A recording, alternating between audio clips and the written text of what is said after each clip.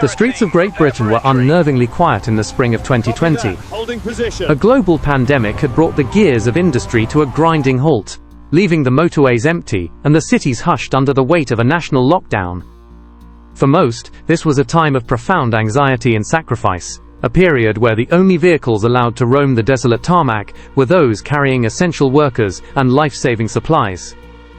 Among the most respected symbols on the road was the blue and white logo of the National Health Service, a beacon of hope for a country in crisis. But while the nation stood on its doorsteps to applaud the heroes of the front line, a shadow was moving through the silence. A fleet of minibuses and recovery vehicles, some brazenly plastered with fraudulent NHS signage and emergency markings, were not carrying doctors, nurses, or medical equipment. Instead, they were the logistics arm of a multi-million-pound criminal enterprise, moving massive quantities of high-purity cocaine and heroin across the arterial veins of the United Kingdom. This was the empire of Ritesh Patel, a man who believed that the greatest crisis in modern history was nothing more than a perfect business opportunity. Operating from the sun-drenched safety of a luxury hideout in Dubai, Patel orchestrated a supply chain that pumped over 100 kilos of class A drugs into the communities of southern Wales and northwest England. He sat thousands of miles away from the misery his products caused, convinced that his digital encryption and his cynical disguises made him untouchable. It was an operation of staggering scale and even greater arrogance, one that would eventually require an international coalition of law enforcement to dismantle. This is the story of Operation Oberon, the investigation that pierced the veil of the world's most secure criminal communication network and brought down a kingpin who tried to hide his greed behind the shield of a nation's gratitude. To understand the rise of Ritesh Patel, one must look at the shifting landscape of British organised crime at the turn of the decade. For years, the traditional image of the drug dealer was one of street-level transactions and localised turf wars. But the new breed of criminal was far more sophisticated.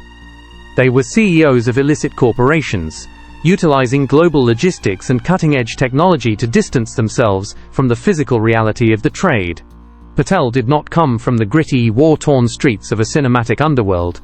He was a product of the modern era, a strategist who understood that information and anonymity were the most valuable commodities in the game. He began his ascent by forging connections that spanned continents, moving from small-scale distribution to the upper echelons of wholesale supply.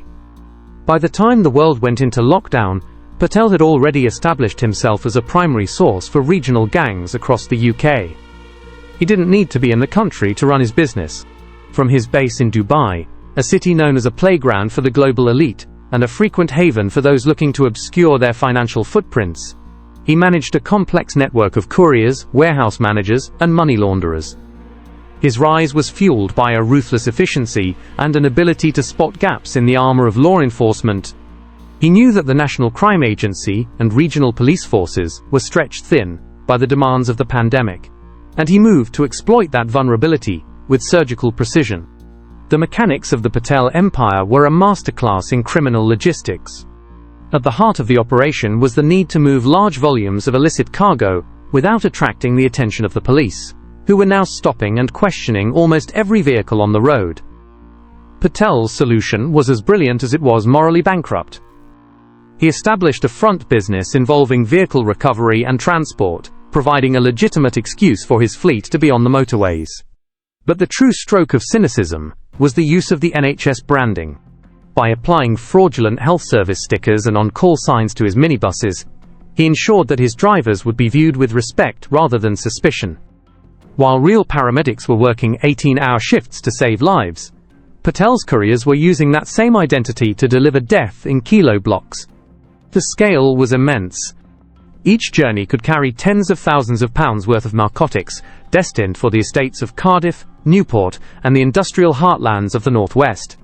To manage this, Patel relied on EncroChat, a secure mobile phone network marketed as a tool for privacy-conscious celebrities and businessmen, but which was, in reality, the primary communication tool for the upper tiers of the criminal world. On EncroChat, Patel was no longer a man.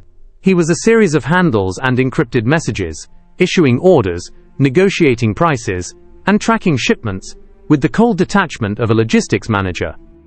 He felt insulated by the distance of Dubai and the perceived unbreakability of his digital shield. He believed the game was won before the police even knew it had started. However, the very technology that Patel relied on would ultimately become his undoing. In a landmark operation known as Venetic, French and Dutch law enforcement agencies successfully breached the EncroChat servers, harvesting millions of messages from thousands of users worldwide. The data was shared with the National Crime Agency in the UK, providing an unprecedented look into the inner workings of organised crime. As investigators in the UK began sifting through the digital mountain of evidence, they began to see the name Operation Oberon take shape. They watched in real time as users discussed the movement of white and brown code for cocaine and heroin and bragged about the cleverness of their disguises. The NCA officers were particularly struck by the callousness of the messages regarding the NHS vans. They saw photos of kilo blocks of cocaine sitting on the seats of vehicles that were supposed to be transporting vulnerable patients.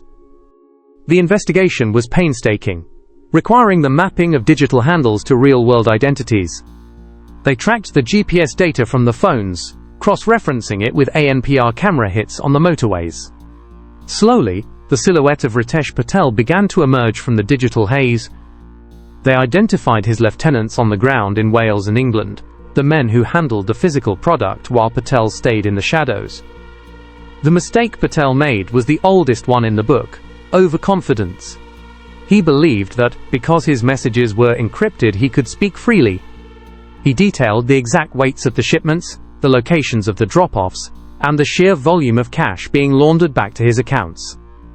The turning point came when the NCA coordinated with regional units to begin the physical takedown of the network.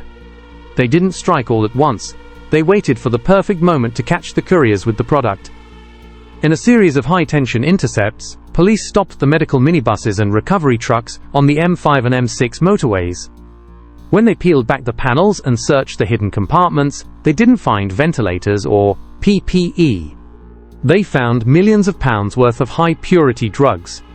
The arrests on the ground sent shockwaves through the organization, but the head of the snake remained in Dubai.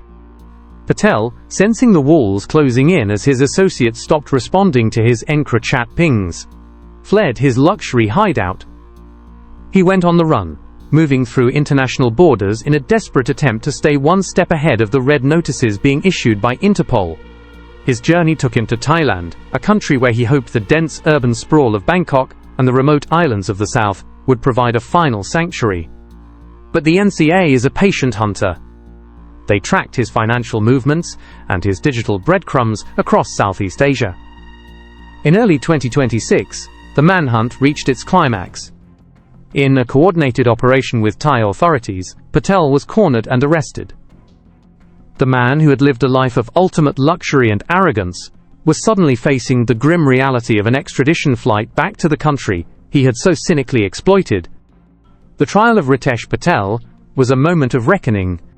The prosecution laid out the evidence with devastating clarity, showing the jury the EncroChat messages where Patel joked about the ease of using the NHS logo. The public reaction was one of visceral disgust. In a period where the nation had seen its greatest collective struggle since the war, the idea that a criminal had used the symbol of their survival as a tool for profit was unforgivable. Patel's defense crumbled under the weight of the digital evidence. In 2026, he was sentenced to 20 years in prison, a term that reflected not just the volume of the drugs he distributed, but the egregious nature of his methods. His $3 million empire was dismantled, with the authorities moving to seize his assets under the Proceeds of Crime Act. Luxury cars, properties and bank accounts were frozen and liquidated. The ill-gotten gains of his trade returned to the state. But as the prison doors closed on Ritesh Patel, the question remained about the vacuum he left behind. The drug trade is a hydra. For every head that is cut off, another often grows in its place. While the specific tactics of the NHS disguises were exposed and neutralized, the demand for narcotics in the UK remains a powerful engine for organized crime. The investigation into Operation Oberon was a historic victory for law enforcement, and a testament to the power of international cooperation in the digital age. But it also served as a sobering reminder of the lengths to which those driven by greed will go. Ritesh Patel thought he was the master of the game, a ghost in the machine who could profit from a national tragedy without ever touching the ground. In the end, he was just another name on a long list of those who learned that no matter how far you run or how deep you hide, the shadow of the law eventually catches up.